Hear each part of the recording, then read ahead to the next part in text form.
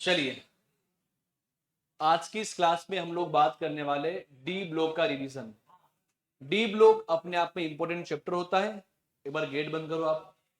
D block अपने आप में इंपॉर्टेंट चैप्टर होता है। अगर जेट एग्जामिनेशन की बात करें प्यारे बच्चों, तो जेट एग्जाम में डी ब्लॉक से 2 से 3 क्वेश्चन डेफिनेटली बनते हैं। कम से कम 2 सवाल मान लो और ज्यादा से ज्यादा 4 सवाल मान लो। कुछ ऐसे एग्जाम हुए हैं जेट के कुछ सालों पहले जहां डी ब्लॉक से 4 4 क्वेश्चन बने हुए। तो डी ब्लॉक अपने आप में एक बेहतरीन टॉपिक होता है। इस टॉपिक को समझने के लिए मैं केवल जेट एग्जामिनेशन की बात कर रहा हूं, जहां पर क्वेश्चंस का लेवल इतना टफ नहीं होता है। बेसिक्स क्वेश्चंस वहां ज्यादा पूछता है। इस टॉपिक को समझने के लिए आज की इस क्लास को मैं रखा हूं, ताकि अपन कंप्लीट डी ब्लॉक को रिवाइज कर सके। कौन सी बातें इंपॉर्टेंट होती है, क्वेश्चंस कहां से बनने की पॉसिबिलिटी होती है, ये सारी बात अपन पढ़ने की पूरी पूरी कोशिश करेंगे। हालांकि आप लोगों के पास में डी ब्लॉक की शीट भी है। जब उस शीट में आप जेट एग्जाम के क्वेश्चंस देखें तो आपने देखा होगा कि जेट एग्जाम्स में डी ब्लॉक से कोई टफ सवाल नहीं पूछता। वो सवाल या तो पूछेगा इलेक्ट्रॉनिक विन्यास से, या पूछेगा प्रतिचुंबकीय अनुचुंबकीय गुणधर्म से, या फिर वो पूछता है हमारा चुंबकीय आघूर्ण से। 3 टॉपिक बेहद इंपॉर्टेंट होते हैं। इसके अलावा और भी पॉइंट्स होते हैं।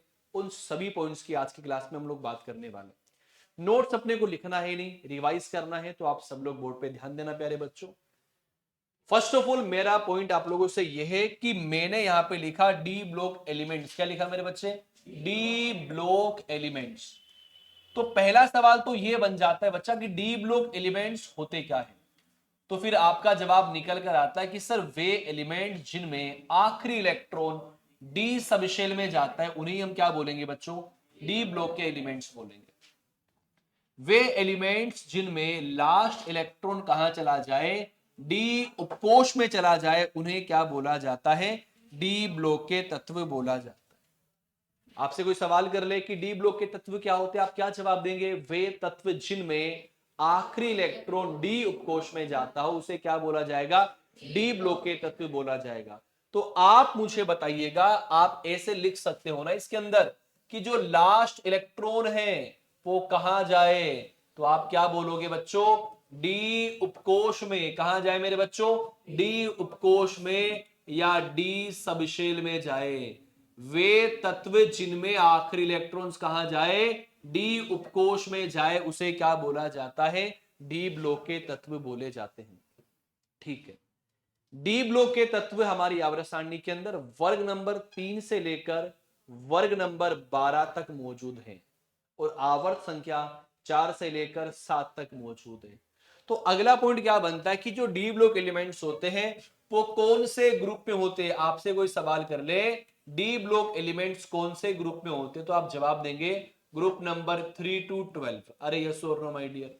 और अगर कौन से पीरियड्स में होते, कौन से आवर्त में होते, तो आप क्या बोलोगे? सर ये आवर्त संख्या 4 से लेकर 7 में मौजूद होते हैं।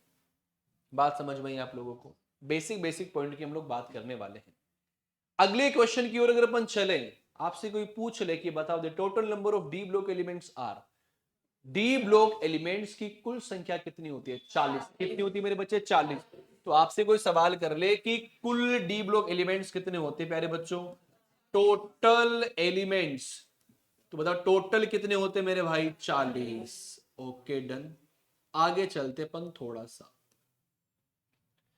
आप ये भी जानते हो कि डी ब्लॉक एलिमेंट्स को अपन क्या बोलते हैं? संक्रमण तत्व, ट्रांजिशन एलिमेंट्स बोला जाता है।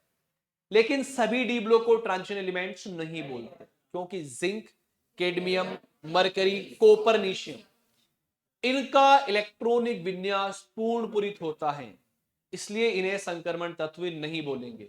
किन किन को? Zinc, cadmium, mercury, copernicium. आइए, तो आप मुझे बताओ डी ब्लॉक एलिमेंट्स को और अपन क्या बोलते हैं? संक्रमण तत्व। क्या बोलेंगे बच्चों? संक्रमण तत्व, ट्रांजिशन एलिमेंट्स। क्या बोलेंगे मेरे बच्चे? ट्रांजिशन एलिमेंट्स हम लोग कहेंगे, संक्रमण तत्व कहेंगे। टोटल डी ब्लॉक की संख्या कितनी होती है बच्चा? 40। टोटल डी ब्लॉक कितने होते हैं बच्चों? 40। अब मेरा सवाल आप लोगों से यह है कि 40 के 40 संक्रमण नहीं होगा। आपसे कोई सवाल कर ले कि बताइएगा संक्रमण तत्व कितने होते हैं, तो आप क्या बोलेंगे बच्चा? संक्रमण तत्व सर 40 होते हैं, सॉरी 36। और आपसे कोई बोले असंक्रमण तत्व कितने होते हैं, तो आप क्या कहेंगे? सर असंक्रमण कितने होते हैं? 4 होते हैं। एक एक बात अपन समझेंगे मेरे भाई। असंक्रमण कितने होते हैं? 4। सवाल ये उठता है इन चारों को संक्रमण क्यों नहीं बोला जाता? क्योंकि इनका बाहरी इलेक्ट्रॉनिक विन्यास या इनका इलेक्ट्रॉनिक विन्यास क्या होता है? पूर्णपुरित होता है। आप लोग इनको संक्रमण तत्व क्यों नहीं बोलते? तो इसका रीजन आप लोग क्या देते हो कि सर जो इनका इलेक्ट्रॉनिक विन्यास होता है वो क्या होता है मेरे भाई? पूर्णपुरित इलेक्ट्रॉनिक विन्यास होता है।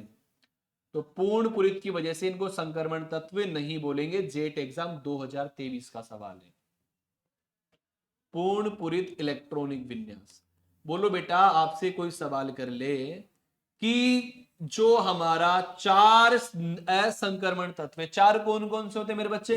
Zinc, cadmium, mercury, copernicium. इनको संक्रमण तत्व क्यों नहीं बोलते? क्योंकि इनका इलेक्ट्रॉनिक विन्यास क्या होता है? पूर्णपुरित होता है। बोलो यस और नो माय डियर। ठीक है मेरे बच्चे, ठीक है। इसके अलावा अगर मैं अगले पॉइंट की बात करता हूं मेरे प्यारे बच्चों, क्या डी ब्लॉक के एलिमेंट्स चौथे आवर्त, पांचवें आवर्त, छठे आवर्त और सातवें आवर्त में पाए जाते हैं क्या? Yes sir. इसके साथ डी ब्लॉक में कितनी श्रेणियां होती है? 4। 3D, 4D, 5D, 6D। अरे याद है ना आप लोगों को? तो आप मुझे बताइएगा कि डी ब्लॉक में जो सीरीज होती है, जो श्रेणियां होती है मेरे भाई, वो कितनी होती है? 4। पहली कौन सी होगी? 3D श्रेणी। कौन सी मेरे बच्चे? बोलो बेटा, कौन सी होगी? 3D श्रेणी। दूसरी कौन सी होगी? 4D श्रेणी। और तीसरी कौन सी होगी बेटा? 5D श्रेणी। एक एक बात का तुम्हें नॉलेज होना चाहिए। और फिर कौन सी होगी मेरे बच्चे? अरे बोलो यस और नो। आप एक बात बताओ, टोटल डी ब्लॉक की संख्या कितनी होती है बच्चों? 40। तो इट मीन 4 सीरीज है, टोटल 40 है। एक में कितने हैं? तो यहां पे कितने बच्चों? 10। कौन कौन से? स्कैंडियम से लेकर वाई से लेकर सीडी तक, ZnCdHg, La से लेकर Hg तक, और Ac से लेकर कोपरनीशियम तक। एक सीरीज में कितने एलिमेंट्स होते हैं? 10। टोटल कितने हो गए? 40। और ये वाले संक्रमण नहीं है। पक्की बात है क्या मेरे बच्चों? ठीक। इसके अलावा अगर हम लोग बात करना चाहे मेरे प्यारे बच्चों, संक्रमण तत्वों के कुछ प्रॉपर्टीज होती है, इनके कुछ गुणधर्म होते हैं, जिनमें पहला गुणधर्म होता है इलेक्ट्रॉनिक विन्यास। कौन सा है बच्चा? इलेक्ट्रॉनिक विन्यास। तो आइए प्यारे बच्चों, सबसे पहले हम जो बात करने वाले वो किसकी बात करेंगे भाई? इलेक्ट्रॉनिक विन्यास की बात करेंगे जनाब। आज की क्लास देख लो, आपको मंडे वाले टेस्ट में अच्छे क्वेश्चन देखने को मिल जाएंगे। हम अगर इलेक्ट्रॉनिक विन्यास की बात करें तो आपसे देखो क्या क्या सवाल एग्जामिनर पूछ सकता है। वो पूछेगा, क्या पूछेगा? उसकी औकात क्या है? इतनी ही औकात है। वो पूछ सकता है कि बताओ डी ब्लॉक के तत्वों का सामान्य इलेक्ट्रॉनिक विन्यास क्या होगा। आई थिंक आप लोगों को पहले से पता है। बोलो क्या होगा मेरे बच्चे? N-1, D1 से 10, NS0 से 2।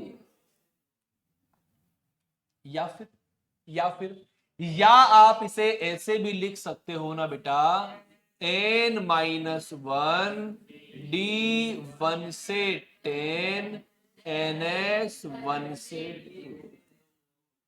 मेरे बच्चों, NS0 किसके लिए आता है? पैलेडियम के लिए। तो पैलेडियम के पास एस में इलेक्ट्रॉन नहीं होता।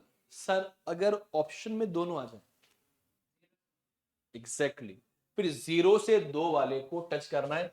इसे आप लोग ज्यादा बहुमत देना, क्योंकि पैलेडियम भी डी ब्लॉक का होता है, उसमें इलेक्ट्रॉन्स कितना होता है बच्चों? 0। और केवल आपसे पूछ ले 3D श्रेणी का इलेक्ट्रॉनिक विन्यास क्या होगा, और दोनों आ जाए, तब कौन सा टच करना है? दूसरा वाला, 1 से 2। क्योंकि स्कैंडियम से लेकर जिंक तक ऐसा कोई एलिमेंट नहीं आता जिसमें एस में इलेक्ट्रॉन्स कितना हो? 0। यस और नो माय डियर? ठीक है। अब आपको इलेक्ट्रॉनिक विन्यास पता किसका होना चाहिए बेटा? According to me 3D series is very very important for the examination. 3D series. अब बताओ 3D सीरीज में कौन कौन से एलिमेंट होते हैं? Scandium, titanium, vanadium, chromium, manganese, iron, cobalt, निकल, कॉपर, जिंक। स्कैंडियम का इलेक्ट्रॉनिक विन्यास क्या होता है? 3D 1,4s2। वेनेडियम का क्या होगा? स्कैंडियम फिर टाइटेनियम, सॉरी, टाइटेनियम का क्या होगा? 3D 2,4s2। वेनेडियम और क्रोमियम, वेरी वेरी इंपॉर्टेंट। एक तो एक्सेप्शन आपको कहां देखने को मिला? क्रोमियम में। इलेक्ट्रॉनिक विन्यास क्या बनेगा? 3D 5,4s1। मैग्नीज का क्या होगा? 3D 5,4s2। आयरन,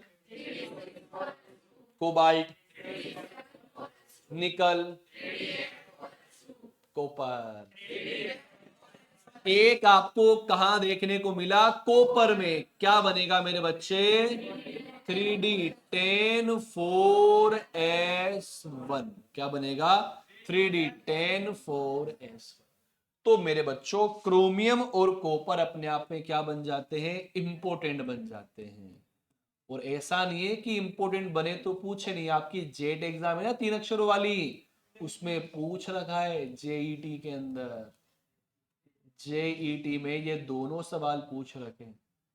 कोई सा भी सवाल पूछे इनके अलावा, अगर आपको परमाणु क्रमांक पता है ना, आप डायरेक्टली आंसर दे सकते हो। मैग्नीज का परमाणु क्रमांक 25 होता है, 2,5। 25 क्या होता है? 2,5। डी में 5, एस में 2। एफी का 26 होता है, 2,6। डी में 6, एस में 2। कोबाल्ट का 27 होता है, 2,7। डी में 7, एस में 2। जिंक का 30 होता है, टी में 3, एस में 0 नहीं, डी में 10, एस में 2। बात समझ में आई कि नहीं समझ में आई? आपकी जेट एग्जाम ने एक बार सवाल पूछ लिया, चांदी जैसा रंग है तेरा, सोने जैसे बाल। चांदी का सही इलेक्ट्रॉनिक विन्यास क्या होगा? आप सभी लोग जानते हो कि चांदी कॉपर के नीचे आता है, CuAg। कॉपर का क्या होता है? 3D 10,4s1। और ये कौन सी सीरीज का है? 4D का है। तो क्या बनेगा? 4D 10,5s1। बोलो यस और नोट माय डियर? अजीत तुम कर लोगे ना? अच्छा जी, ये डी ब्लॉक का इलेक्ट्रॉनिक विन्यास है। अच्छा, संक्रमण तत्व जो नहीं होते, तो 4 एलिमेंट से जो असंक्रमण है, इनका बाहरी कोश का इलेक्ट्रॉनिक विन्यास क्या होगा? n-1। D1 से 10 मत बोलना, हाँ D10। NS1 से 2 मत बोलना, NS2। पूछ ले, असंक्रमण तत्वों के बाहरी कोश का इलेक्ट्रॉनिक विन्यास क्या होगा? n-1 D10 NH2। क्योंकि इसका इलेक्ट्रॉनिक विन्यास क्या होता है? पूर्ण पुरित होता है। बोलो बेटा समझे कि नहीं समझे ये वाली बात? इलेक्ट्रॉनिक विन्यास से सवाल बनेगा तो कर देंगे ना आप लोग मेरे बच्चे। कभी कभी क्या होता है ना, वो आयन का इलेक्ट्रॉनिक विन्यास पूछता है। आयन बोले तो लेट सपोज मैंने पूछ लिया, लेट सपोज मेरे भाई मैंने पूछ लिया, बताइएगा क्रोमियम प्लस का इलेक्ट्रॉनिक विन्यास क्या होगा? तो क्रोमियम का तो 3D 5,4s1 होता है, क्रोमियम प्लस का क्या होगा? 3D 5,4s0। क्योंकि एक इलेक्ट्रॉन क्या हुआ? चला गया। Okay done. बेटा कॉपर प्लस का इलेक्ट्रॉनिक विन्यास क्या बनेगा? 3D 10। क्या बात है, बेहतरीन। सवाल कर ले, कॉपर +2 का इलेक्ट्रॉनिक विन्यास क्या बनेगा बेटा? Very good, 3D 9,4। सवाल करता हूं मैं, मैग्नीज +2 का क्या बनेगा? क्या बात है, 3D 5। सवाल कर लिया मैंने, Fe+3 का क्या बनेगा? क्या बात है, 3D 5,4। कुछ बात पल्ले पड़ेगी आप, कुछ भी पूछ सकता है वो। प्लस दे रखा है तो आपको क्या करना पड़ेगा? इलेक्ट्रॉन्स कम करने पड़ेंगे, राइट? चलो जैसे ही तुमने इलेक्ट्रॉनिक विन्यास लिखा किसका 3D सीरीज, इसमें कौन कौन आता है मेरे भाई, स्कैंडियम से लेकर जिंक। तो बच्चों अगर ये इलेक्ट्रॉनिक विन्यास आपको आता है तो आप और बातें यहां से निकाल सकते हो। क्या क्या निकाल सकते हैं? पहली बात तो इलेक्ट्रॉनिक विन्यास डायरेक्टली एग्जाम में पूछता है, किसी का भी पूछ सकता है, बेटा तुम्हें आना चाहिए। कितने बच्चों को स्कैंडियम से लेकर जिंक तक का इलेक्ट्रॉनिक विन्यास लिखना आता है? ईमानदारी से हाथ खड़े करना। ऑलमोस्ट सभी को आता है, ओके डन। तो बेटा इलेक्ट्रॉनिक विन्यास के बाद जो अगला पॉइंट होता है वो होता है ऑक्सीकरण अवस्था। क्या होता है मेरे बच्चे? अरे बोलो ना यार। हाय, क्या बेहतरीन टॉपिक है, प्यार ही हो जाए इससे तो किसी को भाई। बेहतरीन जबरदस्त कॉन्सेप्ट है भाई। जो पढ़ने में अच्छा होता है ना, पढ़ने जो पढ़ाई अच्छी लगती है उसको किताबों से प्यार हो ही जाता है भाई साहब। और जो पढ़ाई में अच्छे नहीं होते उसको फिर किसी और से हो जाता है भाई। इधर देखो, चलिए ऑक्सीडेशन स्टेट की बात करते हैं। आप सभी लोग जानते हैं कि जो हमारे डी ब्लॉक एलिमेंट्स होते हैं ये परिवर्तनशील ऑक्सीडेशन स्टेट दर्शाते हैं। क्यों दर्शाते? मोस्ट इंपोर्टेंट, किसी को पता है क्यों दर्शाते? क्या? डी ब्लॉक के एलिमेंट्स होते परिवर्तनशील ऑक्सीकरण अवस्था दर्शाते हैं। क्यों? बोलो किसी को पता हो तो। n-1d और NH0 के मध्य एनर्जी गैप क्या होता है? बहुत कम होता है। बात समझ में आई कि नहीं समझ में आई? तो क्यों दर्शाएगा भाई? आप बोलोगे n-1d व NS इलेक्ट्रॉन की वजह से। किसकी वजह से बोलो मेरे बच्चे? n-1d व NS इलेक्ट्रॉन की वजह से ये क्या दर्शाएंगे? परिवर्तनशील ऑक्सीडेशन स्टेट। आओ जनाब मेरी बात सुनते चले आप सभी लोग।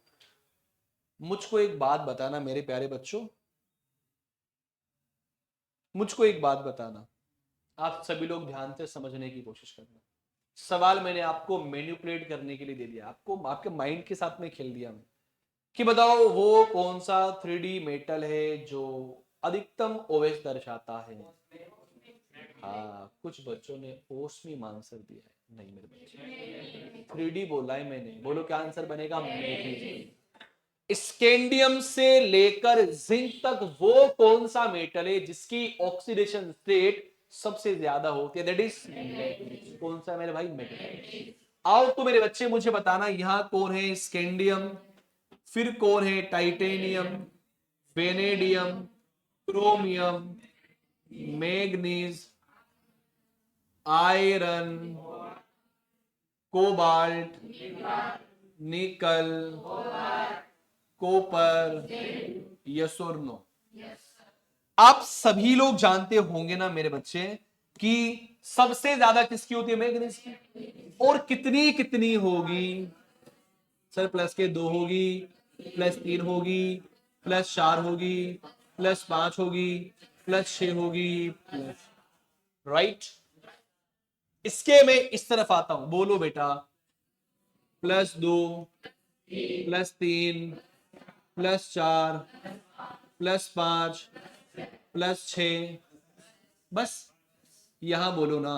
+2, +3, +4, बस +2, बस। Very very important, very very important. इससे तो भाई कातिल सवाल बन सकता है भाई, जबरदस्त कत्ल करने वाला सवाल बन सकता है। इधर चलो भाई, बोलो जनाब। +2, +3,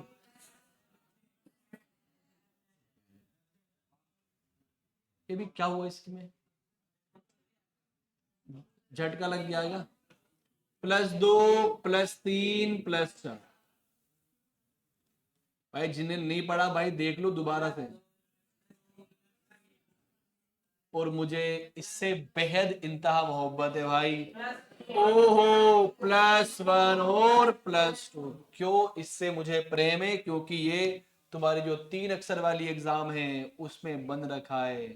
कॉपर की ऑक्सीडेशन स्टेट क्या होगी? +1 एंड +2। और जिंक की क्या होती है। अब मैं कुछ सवाल जवाब आप लोगों से करना चाहता हूं, ठीक है। पहला क्वेश्चन बताएंगे आप लोग, 3D श्रेणी के अंदर वो कौन सी संक्रमण धातु है जो परिवर्तनशील ऑक्सीडेशन स्टेट नहीं दर्शाती। और जिंक थोड़ी बोलोगे, अच्छा क्यों नहीं बोलोगे। अपन क्या करें जल्दीबाजी में, और ये नहीं पता कि अपने साथ में धोखा हो गया। Zinc is not a transition element, it is non transition element. बात समझ में आएगी नहीं समझ में। तो अगर मैंने इसे बोला कि 3D श्रेणी में वो कौन सी संक्रमण धातु है जो परिवर्तनशील ओएस नहीं दर्शाती, दैट इज कॉल्ड स्कैंडियम। मेरा सवाल आप लोगों से ये है कि 3D श्रेणी के अंदर वो कौन कौन सी मेटल है जो परिवर्तनशील ऑक्सीडेशन स्टेट नहीं दर्शाती। मेटल बोले तो स्कैंडियम और पक्की बात है मेरे भाई। कॉपर कौन कौन सी शो करेगा बच्चे, +1 और +2, एग्जाम का सवाल बना हुआ है मेरे भाई। मैग्नीज की अधिकतम कितनी होती है मेरे बच्चों, +7, ये भी एग्जाम का सवाल बना हुआ है, 3 अक्षरों वाली में बना है भाई। बोलो ये और नो माइटी। तो पहले आप लोगों ने क्या देखा, इलेक्ट्रॉनिक कॉन्फ़िगरेशन, फिर आपने क्या देखा, बोलो ना यार। फिर हम बात करते हैं जो बड़े काम की बात होती है, आओ जनाब। चांदी जैसा रंग है तेरा,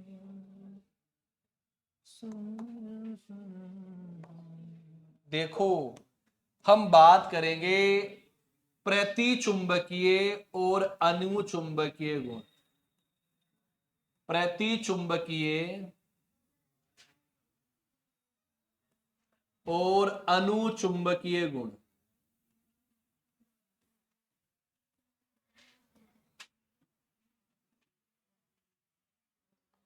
बेटा इनकी तो इंग्लिश भी इंपॉर्टेंट है यार, इनकी तो इंग्लिश भी इंपॉर्टेंट है मेरे भाई। एक को तो बोलेंगे डायामैग्नेटिक, क्या बोलेंगे बच्चे,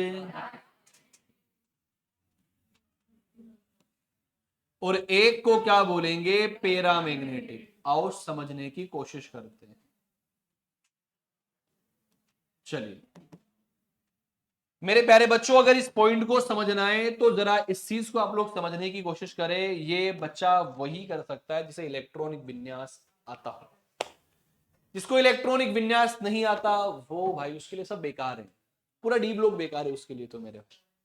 जिसको नहीं आता उनसे रिक्वेस्ट है वो घर जाके मेहनत करें, ठीक है। और अगर इलेक्ट्रॉनिक विन्यास सीख लोगे ना तो मान के चलो आपके जेड एग्जाम के 2-3 सवाल तो आराम से हो जाएंगे, आराम से। इनऑर्गेनिक केमिस्ट्री के 10 सवाल आते तो 2-3 सवाल तो आप आराम से खेल जाओगे, ठीक है। इधर देखो, एक बात बताना मेरे प्यारे बच्चों, मुझे डी में डब्बे कितने होते हैं भाई, 5।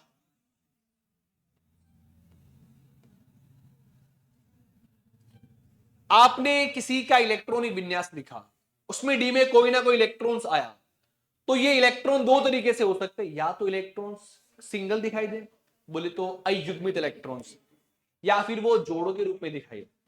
तो बात समझने की कोशिश करना, यदि डी कक्षक के अंदर, यदि डी सबशेल में, यदि डी सबशेल में, सुनो ना भाई, यदि डी सबशेल के अंदर आपको क्या दिखाई दे, सिंगल इलेक्ट्रॉन दिखाई दे, यदि डी सबशेल में क्या दिखाई दे, सिंगल इलेक्ट्रॉन, बोले तो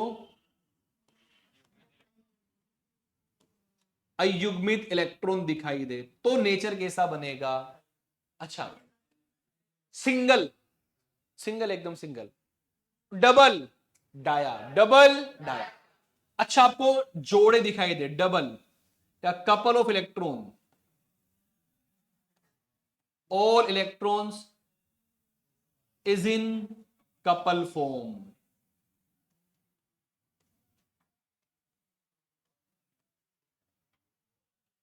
बोले तो जोड़े, बोले तो बनेंगे आपके कॉलेज में। इधर देखो मेरे भाई साहब, इधर देखो,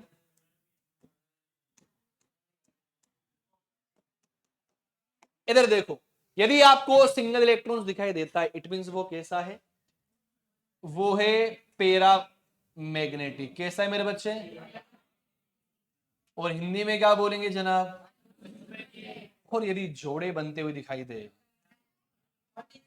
बनेंगे मेरे भी कभी ना कभी।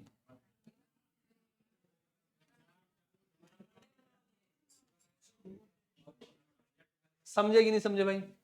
यदि आपको सिंगल इलेक्ट्रॉन दिख रहा है तो पैरामैग्नेटिक, सारे जोड़े दिख रहे हैं तो डायमैग्नेटिक। अब ये कैसे पता लगेगा आप लोगों को? इलेक्ट्रॉनिक विन्यास। आओ जनाब समझने की कोशिश करते हैं। देखिए मेरे भाई, मैंने यहां पे लिखा जिंक +2, क्या लिखा बच्चा? यहां लिखा मैंने कॉपर प्लस, क्या लिखा मेरे भाई? बताओ जिंक +2 का इलेक्ट्रॉनिक विन्यास क्या होगा? 3d10 होगा। और कॉपर प्लस का भी क्या होगा? 3d10 होगा। डी में डब्बे कितने होते हैं? 10 डब्बे होते हैं। 5 में अगर मैं 10 इलेक्ट्रॉन को भरूं तो क्या एक अपना जुगाड़ लेके बैठा है क्या? Yes.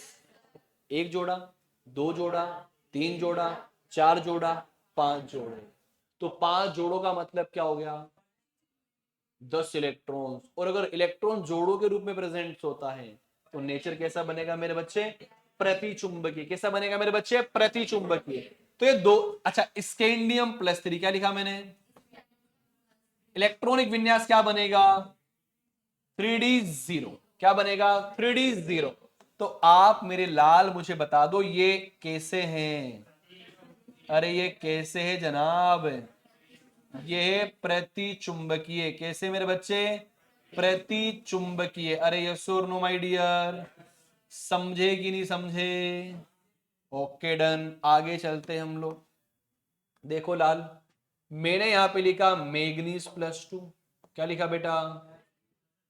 Fe+2, Fe+3, Ni+2, copper +2, cobalt +3, cobalt +2, titanium +3 etcetera. जब आप इनका इलेक्ट्रॉनिक विन्यास लिखोगे ना और फिर डी में इनको फिट करोगे तो इनमें आपको क्या दिखेगा? सिंगल इलेक्ट्रॉन्स दिखेंगे। So due to presence of single electrons, it's all behaves like paramagnetic। किसके तरह बिहेव करेंगे मेरे बच्चे? और पैरामैग्नेटिक बोले तो अनुचुंबकीय। ये कैसे होंगे भाई? कुछ बात पल्ले पड़ी क्या तुम्हें यार? बताओ अनुचुंबकीय कब निकलेगा? जब बेचारे की लाइफ कैसी हो? रंगीली। कैसी हो मेरे बच्चे? मुझे एक बात बताओ, यहीं से एक कॉन्सेप्ट और निकल गया ना यार। तूने ओ रंगीले कैसा जादू किया, सुनेगा ना आप लोगों ने? पुराने गाने सुपर हो। इधर देखो, अगर सिंगल इलेक्ट्रॉन्स है तो बताओ लाइफ कैसी? हाँ, बोले तो बोले तो रंगीन होगा। कैसा होगा मेरे बच्चे? बोले तो कलर्ड। कैसा होगा? कलर्ड। और अगर जोड़े बन गए,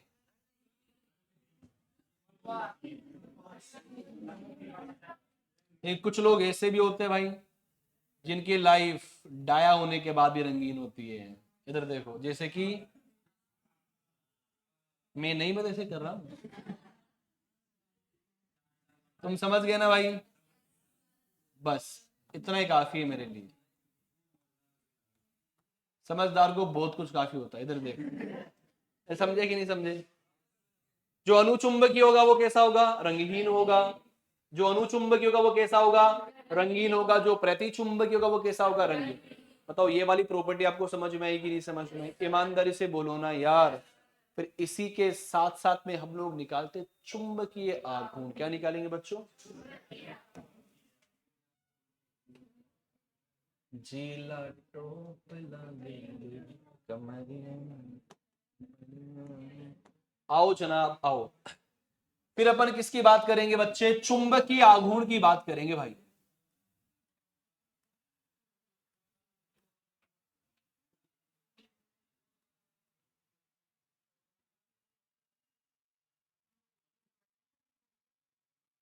क्या चुंबकीय आघूर्ण भी इलेक्ट्रॉनिक विन्यास की सहायता से निकलता है क्या? अरे बोलो ना यार। पर चुंबकीय आघूर्ण निकालने का एक सूत्र होता है मेरे भाई, mu is equal to under root n n plus two Bohr magneton, इसकी इकाई होती है। And my dear n is equal to number of single electron, हाँ अयुग्मित इलेक्ट्रॉन की संख्या, नंबर ऑफ सिंगल, सिग्नल मत बोल देना भाई, सिंगल और सिग्नल में काफी डिफरेंस है।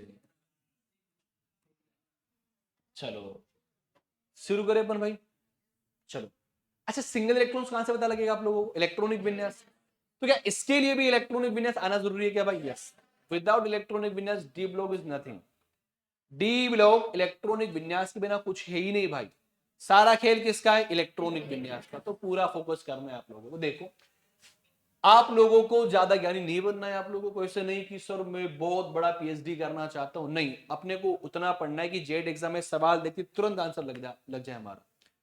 आपको यहां पे केवल इलेक्ट्रॉनिक विन्यास लिखकर एन का मान निकालना है कि सिंगल इलेक्ट्रॉन्स कितने हैं। अगर एन का मान के चलो कितना आ जाए, एक आ जाए, या फिर एक का एन का मान कितना आ जाए, दो आ जाए, या फिर कितना आ जाए, तीन आ जाए, या फिर कितना, चार, या फिर कितना, पांच, या फिर कितना, छह आ सकते हैं क्या? क्यों नहीं आ सकते? एक दो तीन चार पांच छह, एक जोड़ा बन गया। अगर इलेक्ट्रॉन छह तो जोड़े कितने बनेंगे? एक, सिंगल कितने? चार। बोलो ना भाई, ठीक है, बेहतरीन। चलिए, तो अगर इसका मान एक आता है तो म्यू कितना आएगा? एक पॉइंट कुछ, दो पॉइंट कुछ, तीन पॉइंट कुछ, चार पॉइंट कुछ, पांच पॉइंट कुछ। अरे यस और नो माय डियर, समझे कि नहीं समझे मेरे भाई? आओ अपन कुछ क्वेश्चंस कर ही लेते हैं मेरे भाई। मान के चलो सवाल पूछ लिया आप लोगों से कि बताइएगा मैग्नीज प्लस टू का चुंबकीय आघूर्ण कितना होता है। देखो तुरंत आंसर देना तुम्हें आता है, because you have to know manganese plus two है 3d5 electronic configuration and the value of n is equal to 5। कितना आ गया? 5 आ गया। तो 5 आने पर तुम्हारा आंसर क्या निकलेगा? यस, 5.91। बोलो ना जनाब, क्या निकलेगा? एक दो सवाल आप लोगों से और कर लूं क्या मैं?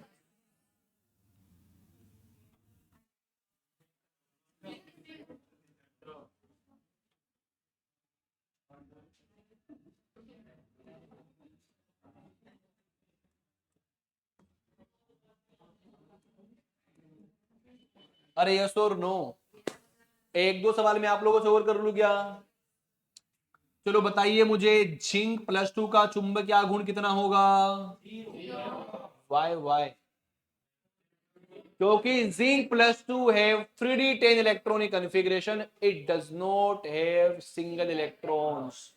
अच्छा जी, लाला कॉपर प्लस का बोलो, एजी प्लस का बोलो, स्कैंडियम प्लस 3 का बोलो, टाइटेनियम प्लस 4 का बोलो, इनके लिए म्यू कितना आएगा? जीरो, बिकॉज एन का मान कितना है? जीरो। अब कोई सा भी पूछ ले, एन का मान निकालो, तुरंत आंसर आप लोग दे सकते हो। जैसे मैंने आप लोगों से बात किया कि माय डियर टाइटेनियम प्लस 3 का चुंबकीय आघूर्ण कितना होता है। टाइटेनियम का इलेक्ट्रॉनिक विन्यास 3d2 4s2, प्लस 3 का मतलब तीन चले गए, दो एस के गया, एक डी का गया, एक तो बच गया ना यार। अरे इधर देखो, टाइटेनियम का क्या होता है? 3d2 4s2, प्लस 3 का मतलब कितने बाहर निकालने आपको? तीन। इट मींस ये चला गया और दो में से कितना बचा? एक। अब एन का मान कितना आएगा? यहां पे एक आएगा, और आंसर क्या निकलेगा? कुछ बात पल्ले पड़ी या फिर नहीं? इलेक्ट्रॉनिक विन्यास देखा, ऑक्सीडेशन स्टेट देखी, प्रतिचुंबकीय अनुचुंबकीय देखा, रंगहीन रंगहीन देखा, और उसके अलावा चुंबकीय आघूर्ण देखा। और अपन कुछ बात करते हैं मेरे भाई, समझना इधर देखो।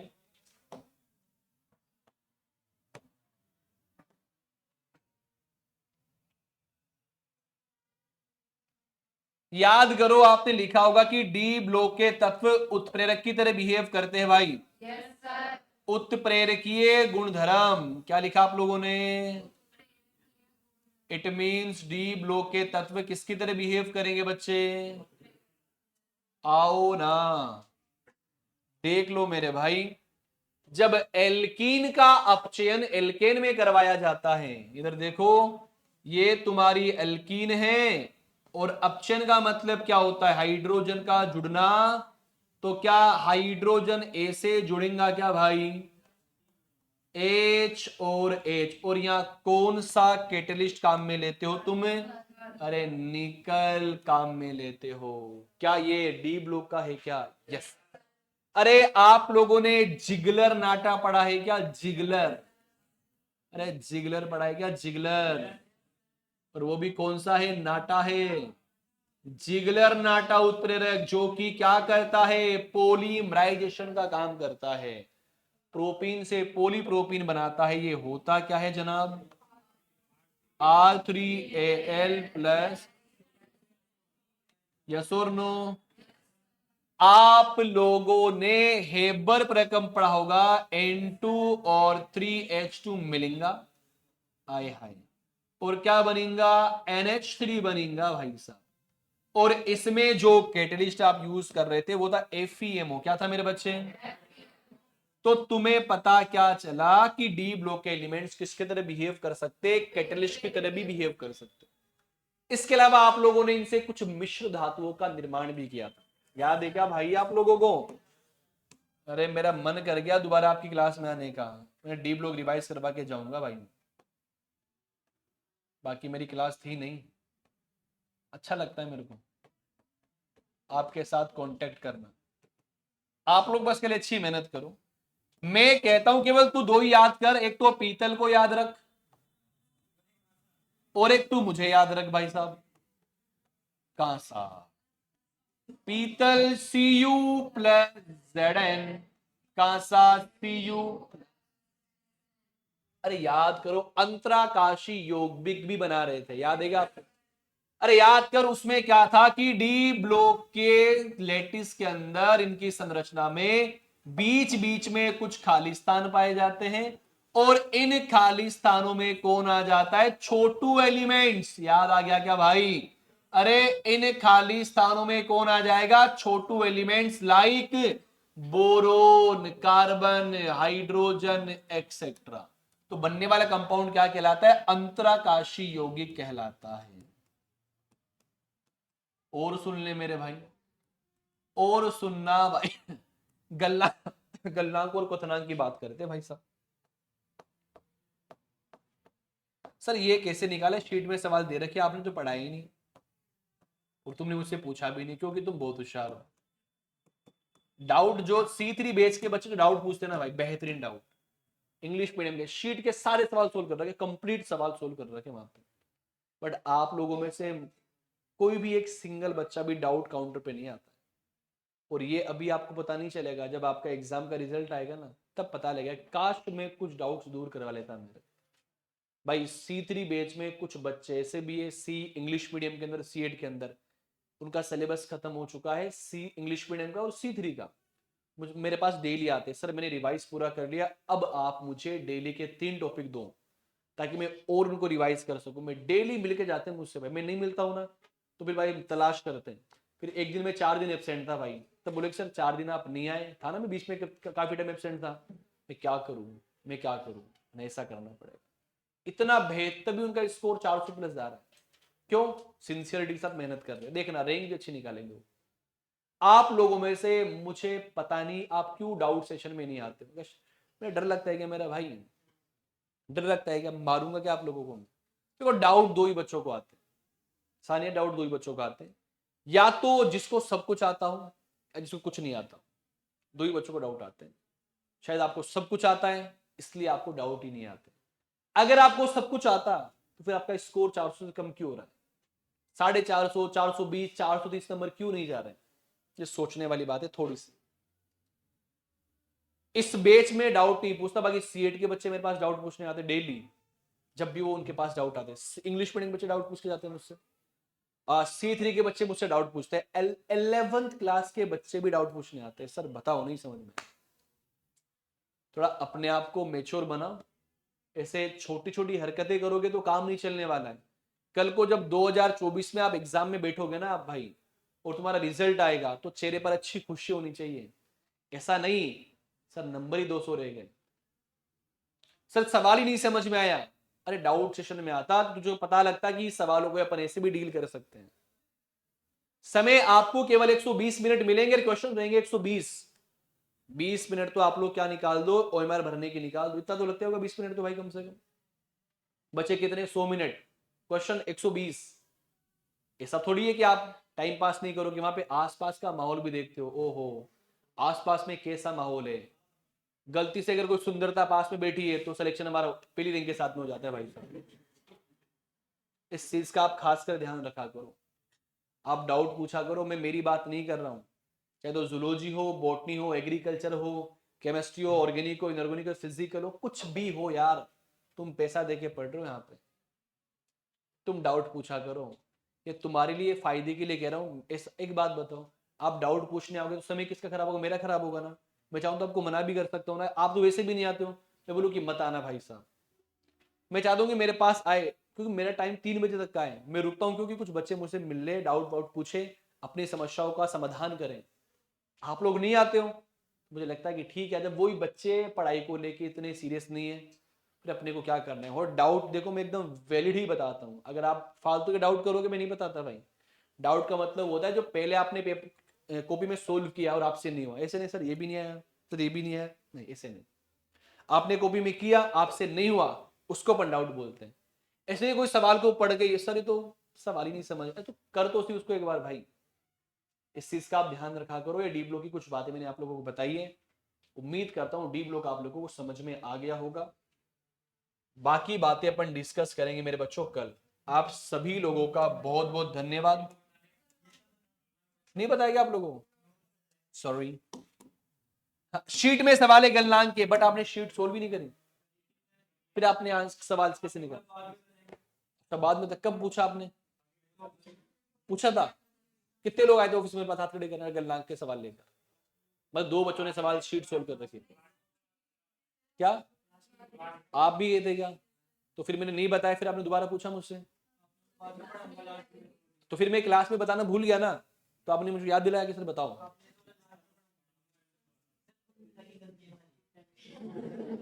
इधर देख, जब भी गलनांक क्वथनांक की बात होती है मेरे भाई, एक चीज को ध्यान रखना, इलेक्ट्रॉनिक विन्यास भी काम करता है यहाँ पर। इलेक्ट्रॉनिक विन्यास पीछा नहीं छोड़ने वाला आप लोगों का।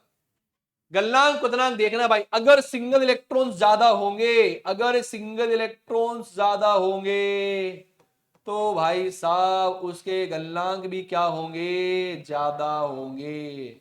अरे यस और नो बताओ। क्रोमियम के पास सिंगल इलेक्ट्रॉन्स कितने, 5, 3d5 4s1, तो सबसे ज्यादा गलनांक किसका होगा, क्रोमियम का होगा। दिमाग में सवाल बन जाता है सर मैग्नीज का क्यों नहीं होता, उसके पास भी 3d5 होता है।